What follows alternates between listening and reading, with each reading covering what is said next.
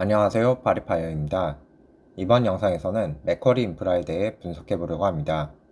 개인적으로 저의 첫 배당주가 맥쿼리였기에 관심 종목에 항상 들어가 있었습니다. 그런데 며칠 전 일을 끝내고 집으로 가는 길에 관심 종목들의 주가를 살펴보다 4년 전 주가로 돌아간 맥쿼리를 발견했고 호기심이 생겼습니다. 그래서 14,000원을 넘겼었던 맥쿼리에게 무슨 일이 발생했기에 이렇게까지 하락했는지 분석해보고 하락 속에 투자할 만한 가치가 있는지 알아봤습니다. 먼저 왜 이렇게 주가가 떨어졌는지부터 분석을 시작해 보겠습니다. 단순히 주가가 떨어졌으니 매수한다는 것은 눈을 가리고 전장에 뛰어드는 것과 같기 때문입니다. 따라서 주가 하락의 배경과 향후 전망을 충분히 분석하는 것이 중요하다 생각했고, 주가 하락에 대해 제가 찾은 이유는 4가지였습니다. 첫째, 연달아 발생한 대규모 신규 투자로 인해 유상증자 및 사채 발행의 빈도가 잦아졌다. 맥쿼리는 최근 5년 내 3번의 유상증자를 진행했습니다. 내역은 다음의 표와 같으며 자산 규모가 약 5조라고 할 때 데이터 센터 투자 4,700억은 약 9%에 해당합니다. 게다가 연달아 발생한 대규모 유상증자로 주식수가 늘어났지만 이러한 투자가 매출 실적으로 연결되기까지 수년의 시간이 걸리는 사업들이기에 단기적으로는 주가에 악영향을 주었음이 분명합니다. 둘째, 미국 기준금리 인하 지연으로 사채 시장의 이자율이 높게 유지되고 있습니다. 이를 앞선 유상증자와 연결시키면 투자금 확보를 위해 부채가 증가했는데 이자율이 높게 유지됨에 따라 지출되는 비용이 증가하면서 2024년도에 배당금 삭감을 선택했다고 생각됩니다. 물론 기존 사업이 잘 되지 않았던 부분도 있습니다. 셋째, 환율 상승으로 인한 외국인의 투자 비중 감소. 한국 환율이 우상향하는 추세라는 점을 고려하면 외국인 입장에서는 환율과 주가 하락에 이중고를 겪고 있는 상황입니다. 사실상 지금 이탈하는 외국인 자금 중에는 눈물의 손절이 꽤 많을 것으로 예상됩니다. 게다가 외국인 입장에서 보면 현 시점 리츠보다 채권의 수익률이 더 매력적으로 보일 수밖에 없습니다. 현재 미국 국채 10년물 수익률이 5% 근방까지 올라왔고 국내 리츠들은 배당 삭감으로 인해 안정성과 신뢰성이 떨어지고 있다는 점도 부정적인 영향을 끼쳤습니다. 즉, 글로벌 투자자 관점에서 맥쿼리 인플라의 투자 매력도가 감소하고 있는 것입니다. 넷째, 그동안 캐시카우 역할을 해주었던 기존 계약들이 대거 종료되는 시점에 이르렀습니다. 최근 1월 9일 공시에서 백양터널 계약 만료가 발표되었습니다. 내용을 요약하자면 2004년에 투자하여 2008년에 원금을 회수했고 17년간 꽂았던 빨대를 빼야 할 시점이 왔다는 것을 의미합니다. 다만 백양터널의 지분 가치는 현재 0.1%에 불과한 자산의 계약 만료이므로 크게 우려할 필요가 없다는 의도를 공시에 담으려고 한 것 같습니다. 저는 이 공시 내용을 보면서 맥쿼리는 여전히 투자를 잘하는 회사구나 생각되었습니다. 단 4년 만에 원금을 회수했다는 것은 연간 18%의 수익률을 내었다는 것을 의미하기 때문입니다. 하지만 신규 사업이 추가되고 기존 사업이 종료되는 현재의 사이클은 투자자들에게 지속적인 걱정거리가 되는 듯 합니다. 이러한 4가지 이유로 인해 맥쿼리는 4년 전 주가로 돌아갔다고 분석했습니다. 게다가 맥쿼리의 경우 주가 하락을 반전시킬 방법도 단순 명쾌해 보였는데 대규모 신규 투자의 속도를 조절해 유상증자 횟수를 줄이며 배당금을 제외한 수익금으로 사채를 상환해 이자 비용을 줄여가는 가운데 환율이 안정화된다면 맥쿼리의 주가는 다시 반등할 것이라고 판단했습니다. 그러나 맥쿼리는 대규모 투자를 멈출 생각이 없어 보이기에 그 이유에 대해 고민해 봐야 했습니다. 시장 상황 악화로 한국의 다른 대기업들은 투자를 줄이는 추세인데 왜 맥쿼리는 주가 하락을 감수하면서까지 공격적으로 투자를 이어나가는 걸까요? 맥쿼리의 CEO는 최근 인터뷰에서 장기적인 관점에서 지금이 기회라고 밝히며 데이터 센터와 인프라 사업에 대한 글로벌 수요 증가를 주요 이유로 들었습니다.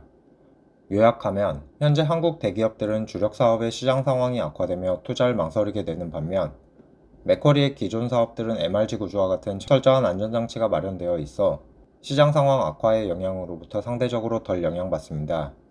그렇기 때문에 좋은 투자 기회를 발견했고 경쟁자가 없으니 지금 시기에 최대한 계약을 확보하려는 것으로 보입니다. 다음으로 정말 신규 투자들이 전망이 있는 것일까 궁금해져 과거 5년간의 신규 사업과 앞으로 5년간 종료될 사업을 정리해봤습니다.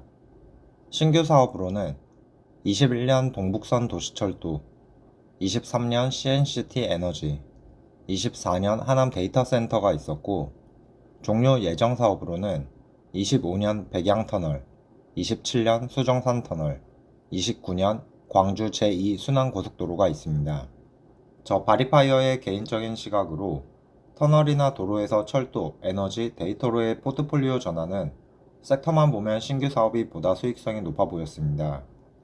이처럼 맥커리는 인프라 투자 기업으로서 계속해서 신규 사업을 발굴하고 기간이 만료되는 사업이 종료되며 사업 포트폴리오가 보다 수익성이 높은 구조로 발전해 왔습니다. 다만 신규 투자의 규모가 점점 커지고 있다는 점을 생각해야 합니다. 이를 긍정적으로 보면 독식이고 발전이지만 부정적으로 보면 어느 시점 소화 불량으로 자폭할 가능성도 높아지는 것이기 때문입니다. 게다가 긍정적인 독식이 될지 아니면 소화 불량에 걸릴지는 시간이 지나봐야만 알 수 있습니다. 그렇게 현재 새로 투자한 영역이 잘 될 것인지 안 될 것인지에 대한 판단은 결국 투자자들의 몫이라 생각됩니다.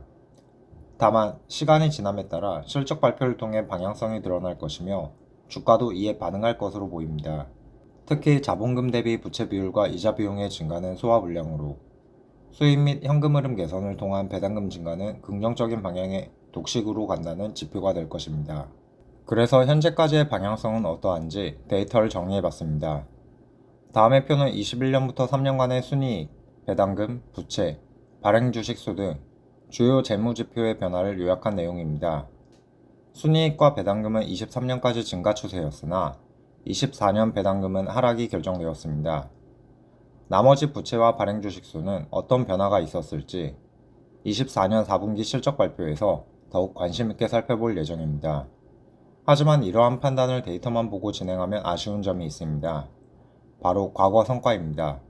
과거 배당 이력을 보면 최근 5년간은 좋지 않았지만 5년 평균 배당 성장률은 4.56%였고 현재 시가 기준 배당 수익률은 7%를 상회하고 있습니다.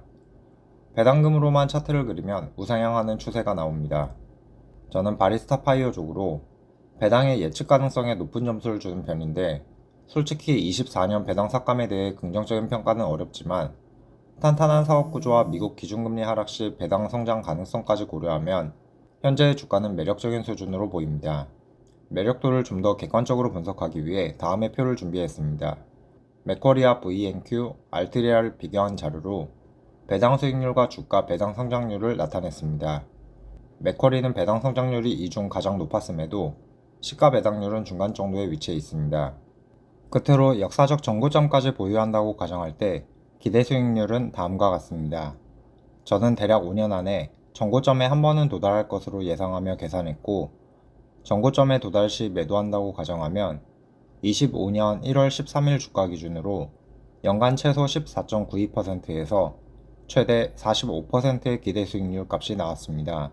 물론 맥쿼리가 과거에 잘해왔듯 앞으로도 잘한다는 가정이 기본 전제로 깔린 계산이므로 과거에 잘했지만 앞으로 잘 못한다면 이 가정은 의미 없어지기에 실적 발표를 추적하며 회사의 방향성을 잘 추적해야 할 것 같습니다. 여기까지 맥쿼리 인프라가 매력적인 가격대로 보여 분석해본 내용입니다.